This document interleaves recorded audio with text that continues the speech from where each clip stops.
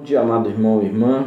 Hoje, dia 28 de junho de 2020, domingo, primeiro dia da semana, dia este que nós estaremos fazendo uma reflexão na palavra de Deus, ainda em momentos de dificuldades, momentos de pandemia, mas creio eu que Deus, sob o controle de nossas vidas, da nossa existência, e pedindo a Deus para que abençoe a vida de cada ser humano sobre a terra, de cada pessoa que tem se envolvido nessa nova doença, nessa nova dificuldade que vem acontecendo, e para que o Senhor nos guarde, para que possamos então estarmos também bem de saúde e cada um de nós podermos orar e abençoar a vida daqueles que estão passando dificuldade, cada ser humano. Aproveitar esse momento, antes de reflexionarmos sobre a especial palavra de Deus, eu quero dizer para os irmãos que ainda não abrimos o nosso templo por um ato de responsabilidade social e responsabilidade com cada um dos membros desta igreja. A igreja somos nós, onde estamos uma igreja ou a igreja de Cristo.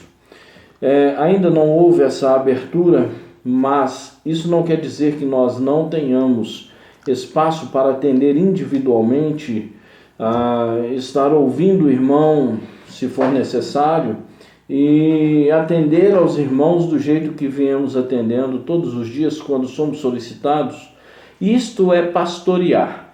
Então nós temos dentro do templo nós temos um espaço separado, todo arejado, com as medidas de segurança necessárias, distanciamento necessário, para que, se você necessitar, possamos atendê-lo. Mas ainda os cultos presenciais não retornamos, justamente pelo fato da idade dos nossos irmãos ser, na maioria, uma idade especial. Sendo essa idade especial, cuidado especial para isto. Então, ainda no ato de responsabilidade, junto do irmão Edgardo, do pastor Jalmênio e junto dos nossos conselhos, ainda decidimos manter as portas do nosso templo fechadas, mas estamos à disposição dos irmãos. Abrindo esse parêntese para, juntamente desse vídeo, deixar essa palavra responsável junto dos irmãos. E a Bíblia, vamos então à reflexão da palavra de Deus. A Bíblia, ela toda é especial. A Bíblia é o conjunto que norteia a nossa vida, é o conjunto que direciona a nossa existência, o conjunto de palavras, de livros que nos faz caminhar e sermos melhores seres humanos. Um livro que atravessa os tempos, atravessa os séculos e continua atual diante de todas as dificuldades e problemas. E também do ser humano que evolui todos os momentos da sua vida na sabedoria, no conhecimento. O conhecimento de ontem não é o mesmo conhecimento de hoje, porém a palavra de Deus, ela seguramente é a palavra que norteia aqueles que creem. Toda ela, independente de onde esteja, em qual livro esteja, é especial. Porém, há algumas palavras dentro deste conjunto que me chamam mais atenção. E uma destas palavras é essa que nós vamos ler nesta manhã. Uma palavra de conforto para o povo de Deus, uma palavra de segurança, uma palavra que ela mantém o aliançar de Deus com o seu povo. Mantém a segurança de que nós temos Cristo como o nosso primogênito Filho de Deus e primogênito irmão de todos os irmãos e aquele que nos garante recebimento de uma herança com Deus. Essa palavra de hoje é uma palavra de pertença, uma palavra em que nós temos a total segurança de pertencermos ao Senhor e ao seu reino. E a total segurança de que já existe alicerces preparados para nós. Então vamos a essa palavra. Segundo escreveu o apóstolo João, no seu capítulo 14, no Evangelho de João 14, alguns versículos, ou mais precisamente, vamos ler os 15 primeiros versículos, diz assim: não se perturbe o coração, creiam em Deus e creiam também em mim. Na casa de meu pai há muitas moradas. Se assim não fosse, eu teria dito: eu vou preparar lugar. E quando eu for e vos preparar o lugar, voltarei e receberei vocês para mim mesmo, para que onde eu estou estejam vocês também. E vocês sabem o caminho para onde eu vou. Disse-lhe Tomé: Senhor, não sabemos para onde vais. Como saber o caminho? Respondeu-lhe Jesus: eu sou o caminho, a verdade e a vida, e ninguém vem ao Pai senão por mim. Se vós me tivesseis conhecido, conhecereis também o meu Pai. Desde agora o conheceis e tendes visto. Replicou-lhe Felipe: Senhor, mostra-nos o Pai, e isto nos basta. Disse-lhe Jesus: Felipe, há tanto tempo estou convosco, e não me tem conhecido? Quem vê a mim, vê o Pai. Como dizes você: mostra-nos o Pai? Não crês que eu estou no Pai e o Pai está em mim? As palavras que eu vos digo, não as digo de mim mesmo, mas o Pai que permanece em mim faz as suas obras. Creiam-me que estou no Pai e o Pai em mim. Creiam ao menos por causa das mesmas obras.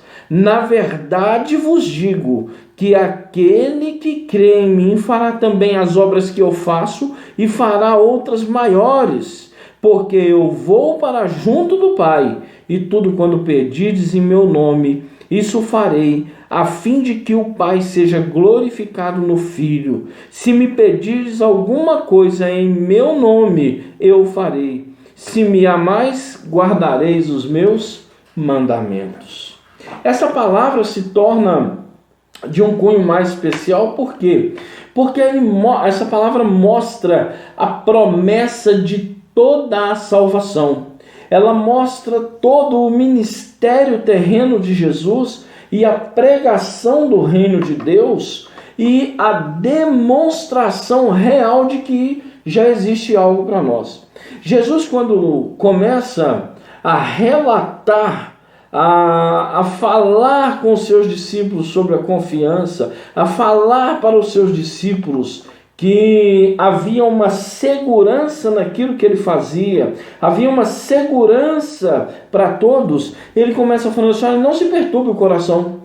Porque, na verdade, largar as coisas por causa de Jesus não é fácil, meu irmão. Largar o mundo, a sua concupiscência, largar o mundo, as suas obras más, largar o mundo e aquilo que ele oferece, que é desejável para a nossa carne, em detrimento da palavra de Deus, em detrimento de uma promessa existente, não seria muito fácil.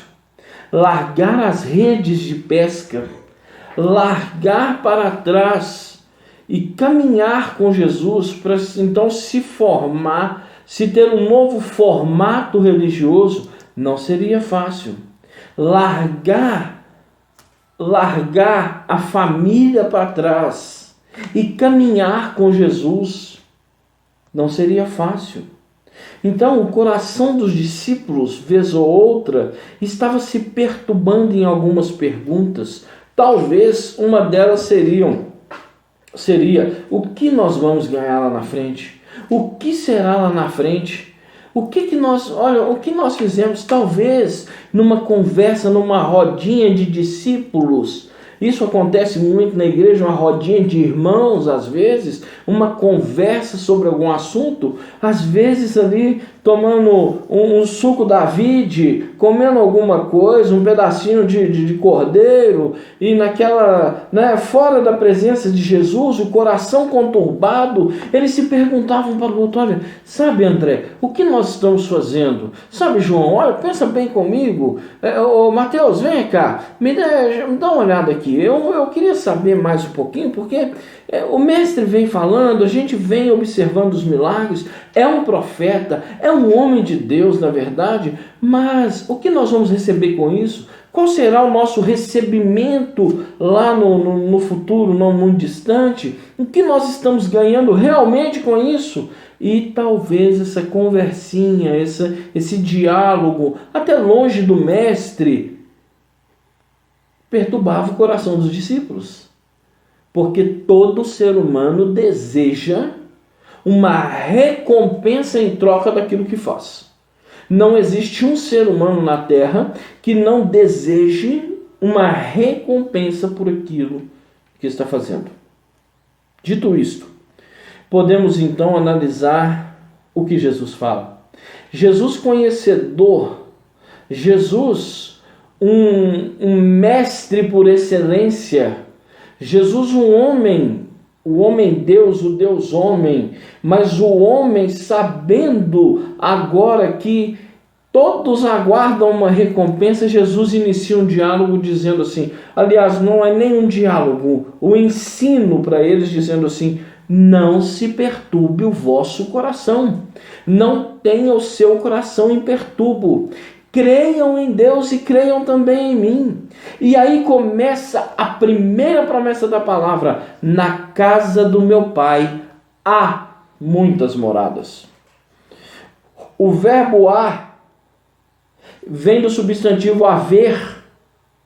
E esse haver não é futuro, é em tempo presente, é agora. Jesus disse para eles, enquanto vocês estão pensando lá na frente, enquanto vocês estão perturbando o coração de vocês pensando o que vai haver para vocês lá na frente, eu digo a vocês para não perturbar o coração, porque a promessa de vocês já está reservada.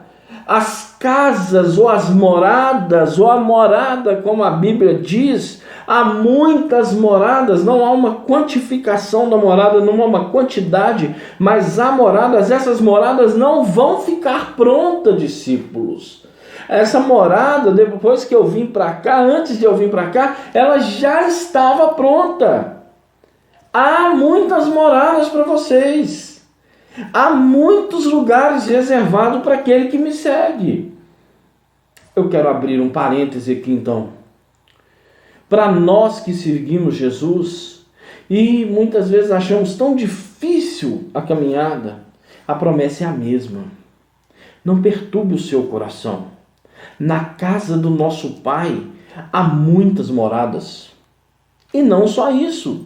Jesus disse assim, depois dele falar, olha, as moradas já estão prontas, a casa já está pronta, hoje talvez você pague um aluguel, hoje talvez você passe o que o mineiro chama de perrengue mesmo, para estar, viva perreio, para estar agarrado ali, e às vezes pagando a sua morada, as contas, os impostos, as dificuldades.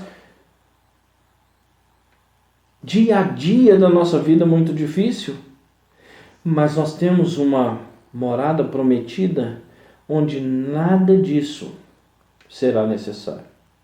Bom é que o ser humano cresça a cada dia e nesse crescimento a sua vida possa ir também galgando os degraus para que fique menos dificultosa e para que as coisas fiquem mais palatáveis a nossa vida. Mas se não houver essa facilidade, saibamos que a nossa morada está pronta. A segunda maior promessa, ou a segunda forma de confortar o coração dos discípulos, era falar para eles assim, olha, além das moradas estar pronta, eu estou indo. E indo, quando eu chegar lá, eu vou preparar para vocês o lugar. Sabe o que é preparar o lugar? É colocar o lugar do seu gosto. Eu já preguei isso aqui no nosso templo, na nossa igreja. Eu já falei umas 2 vezes sobre essa palavra e hoje estou falando dela de novo, porém com outro olhar. Né? Hoje com uma outra luneta, enxergando outra coisa. Mas eu já disse que ornamentar a casa Preparar a casa é colocar ela do jeitinho que você gosta. Jesus então, Deus então sabe quais são os seus gostos. Pastor, não vai haver coisas da terra lá no céu. E não é isso que eu estou dizendo também. Eu estou dizendo que o lugar está sendo preparado, ornamentado, colocado, sabe? A feição do seu enfeitar do lugar, do colocar as coisas no lugar, está sendo feita pelo próprio Jesus. Quando caminhamos então com Cristo, nós temos duas coisas já prometidas aqui. O lugar está pronto. A segunda coisa, enquanto você que é a obra de Deus, cuida da obra de Deus, que você que é o ser humano, a imagem e a semelhança de Deus, cuida de outro ser humano que é a imagem e semelhança de Deus, você que consegue cumprir os mandamentos, eu que consigo cumprir os dois maiores mandamentos, que é amar ao Senhor acima de todas as coisas e somente a Ele prestar culto. Não ter outro Deus, não ter outras situações acima do nosso Deus, ou seja, o nosso Deus ser a primazia. Nós que conseguimos fazer isso. E amar o teu próximo como a ti mesmo. Quando nós conseguimos cumprir esses mandamentos, nós conseguimos ter, no mínimo, essas duas promessas. Na casa do meu Pai há muitas moradas. Tempo presente, Jesus não estava falando de futuro. Jesus estava falando para os discípulos que estavam de coração conturbado, de coração em dificuldade, de pensamentos variantes. E isso também não é pecado. Variar os pensamentos não é pecado. Variar atitudes é pecado. Variar pensamentos não, porque a nossa cabeça é pensante. Nós somos cinéticos. Nós vivemos em movimento, constantes movimentos.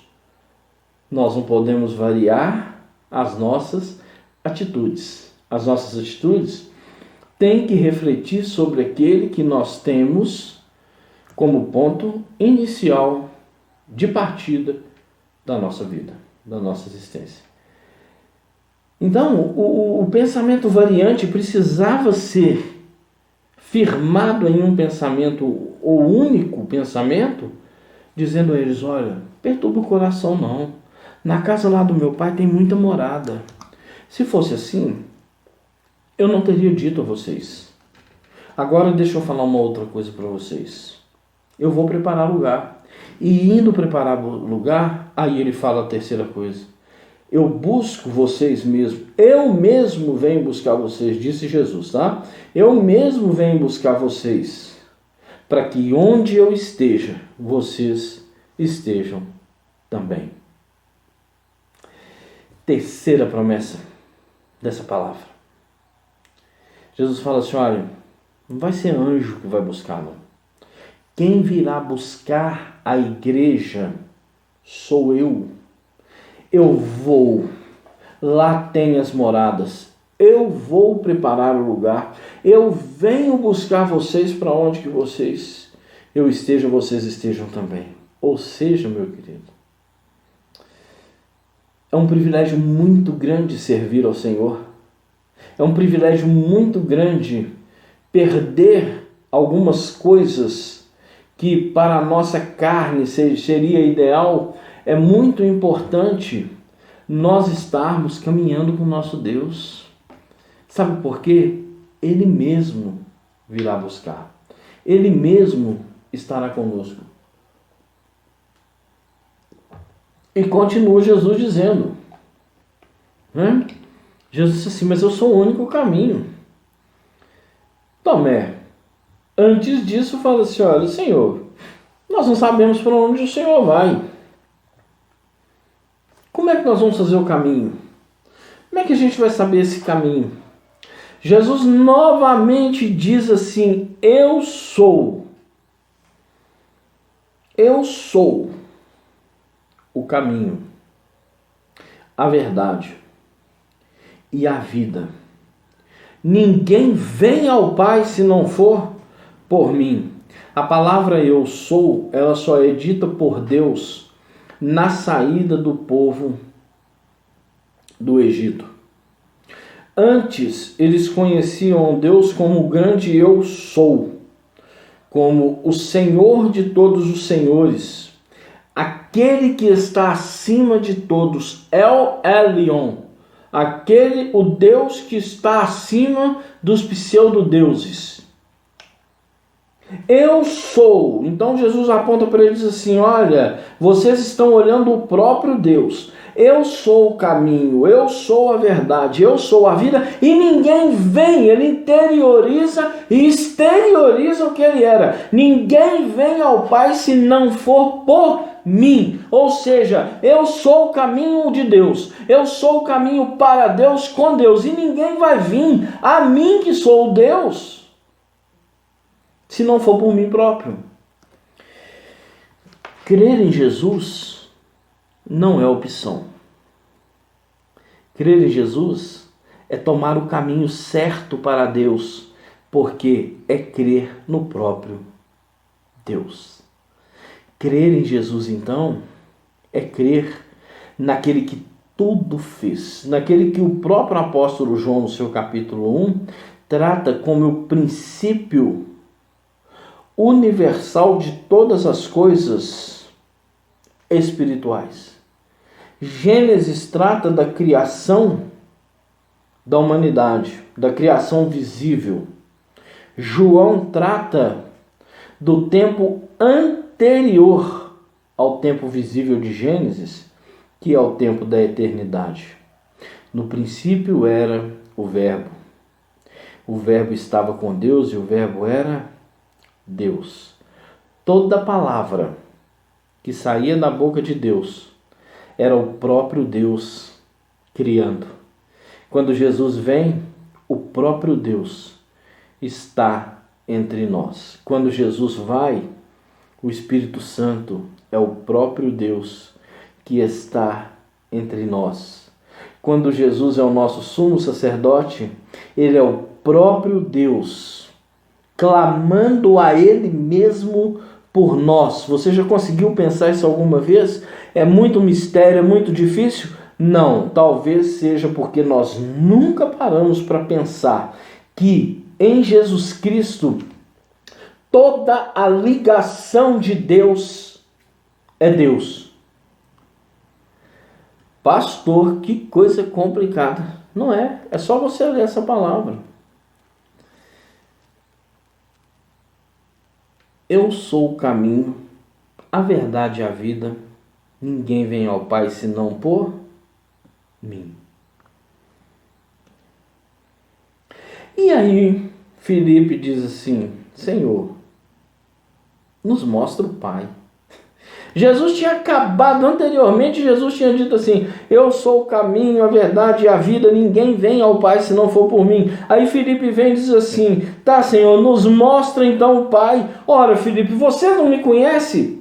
Jesus faz no mínimo 4 a 5 promessas dizendo que ele próprio é o Deus que cumpriria. Filipe agora vem e diz assim: olha, Senhor, me mostra o Pai, mostra pra gente o Pai. Eu estou entre vocês há tanto tempo e você ainda não me conhece, Filipe. Vocês ainda não me conhecem.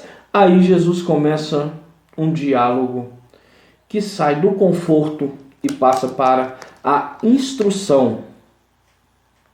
As palavras que eu vos digo, não as digo de mim mesmo, mas o Pai que permanece em mim faz as suas obras. Deixa eu falar para vocês uma coisa, meus discípulos. Tudo que eu estou fazendo aqui, falando, é o Pai que está em mim. Olha Jesus afirmando de novo ele ser o próprio Deus.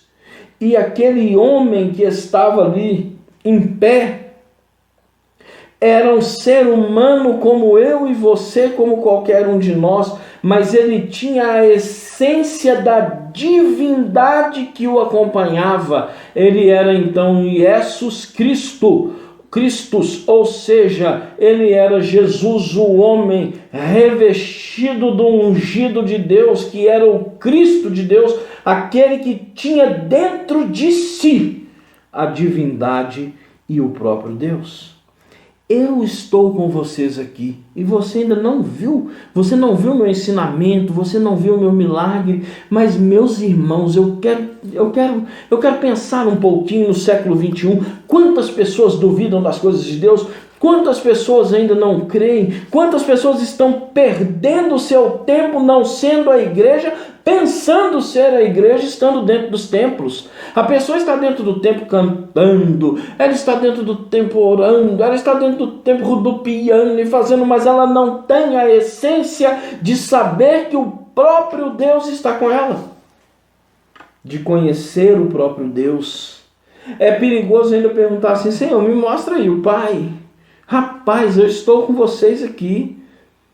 Eu estou andando, caminhando com vocês. Sou eu que estou levando a igreja todos esses anos. Sou eu que estou transformando. Sou eu que estou fazendo. Sou eu que estou acontecendo. Talvez você pense que é você.